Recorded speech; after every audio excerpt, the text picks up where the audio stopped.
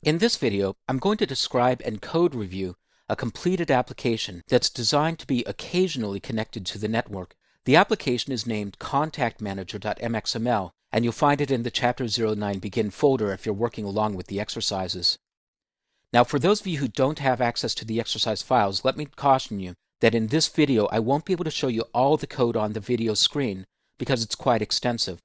But I'll show you the key methods and describe how the application is running. And then if you have access to the exercise files, either through a premium membership in the online library or through the DVD version of this title, you'll be able to explore the code more completely. I'll open up the application code to full screen. This application, as you can see, declares an array collection named AC_person that holds data in memory. And when I run the application and then click the Get Data button, it retrieves data from a network resource. Now, if you're following along in the exercises, before you try to run the application in this mode, make sure that you've started up WAMP or MAMP, one of the two server bundles that I described how to install in the first chapter of the video series. Also make sure that you've imported the database table that comes with the video series exercises, and you've installed the PHP files that are used to retrieve the data from the network. So this is what the application looks like when you're connected to the network. But this application has been designed so that if the user wants to save the data locally, they can do so through a single click of the button. And then when they start up the application later on and the network resource isn't available, they'll be able to instead retrieve the data from their local resource, the local database. Let's take a look at how that works. When the application is connected to the network, the user is able to click a button that calls a method named SaveToLocal, which is right down here. The SaveToLocal method sets a busy cursor, which means it starts an animation of a clock whose hands are spinning. And then it calls a method of a class named personManager, named SaveToLocal, and passes the array collection of data that it got from the network. Let's take a look at that method. In the SaveToLocal method, there's an SQL statement that first empties a local database, and then it adds an event listener. Now, I should mention that all of the code in the personManager class is executing SQL statements asynchronously. That's because when you move the data from the network to the local database, there are 1,000 records to import, and that's going to take more than a second. So, by using asynchronous operations, we allow the user to continue to interact with the application and we don't freeze any animations, such as the busy cursor, the animated clock. After the SaveToLocal method executes the first statement, delete from person, it then daisy chains to the next method, emptyTableHandler, because of the addEventListener method that's called at line 74. Within the emptyTableHandler method, I'm setting a record number variable which has been declared global to the class to 0, and then calling a method called createRecord. In the createRecord method, I retrieve the person at the current index of the record number and save it as a local variable named person. Then I create and execute a parameterized insert statement to insert that record's data into the local database. Before I execute the SQL statement, I add an event listener to call a method called nextRecord. Then I execute the statement and insert that row. In the nextRecord method, which is called upon that result event occurring, I first check to see if there are any records left. If the current record number doesn't match the length -1 of the network data, then I increment the record number by 1 and then call the createRecord method again. So this code loops around for as long as there are items in the array collection. Or if I've already inserted all the data, I dispatch an event from this class named SaveComplete. And this constant SaveComplete is declared as part of the personManager class as a public static constant that can be referred to both within this code and in the main application code. Finally, back at the Contact Manager, if you go back to the top of the application to the init method, you'll see that in the init method, there's an addEventListener function being called on the personManager object to listen for the SaveComplete event and then dispatch that event to SaveCompleteHandler. And at that point, I remove the busy cursor and give the user a message indicating that the data has been copied from the network to the local database. So let's run that part of the application. Wait for the monitor to indicate that the network is available, and then I'll click the Get Data button. The data comes back from the network fairly quickly.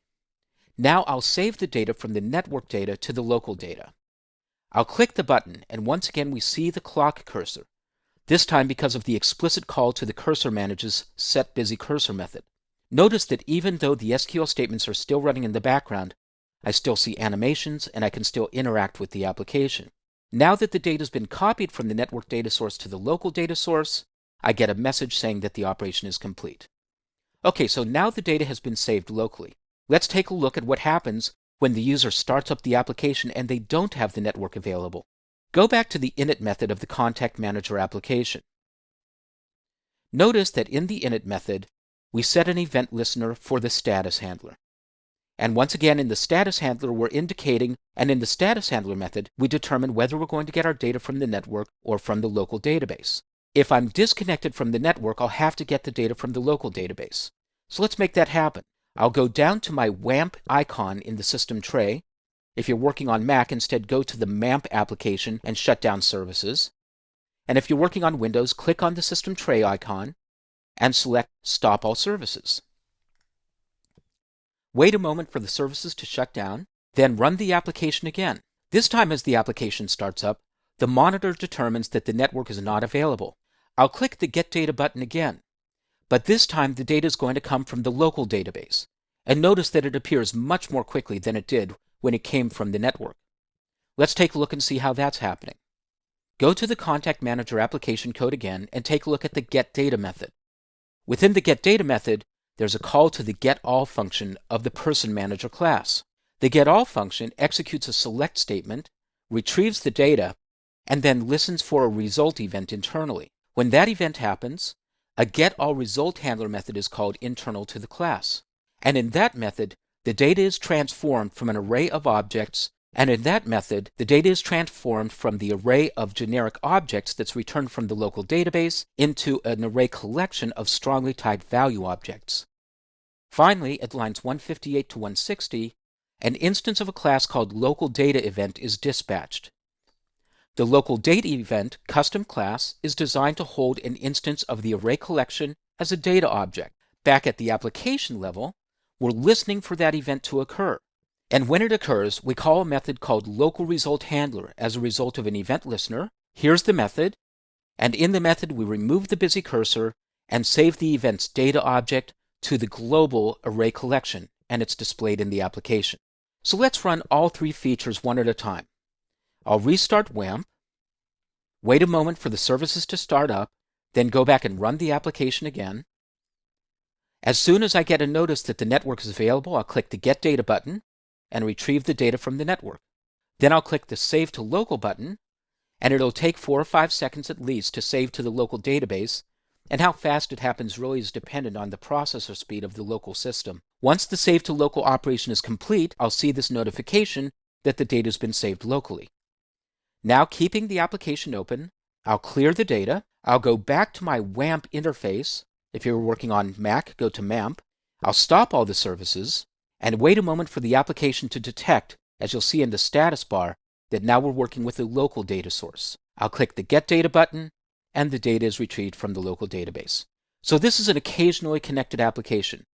There's clearly a lot more that you could do with this, including being able to create new data or modify data on the client, and then when you are reconnected, automatically synchronize it back to the network database.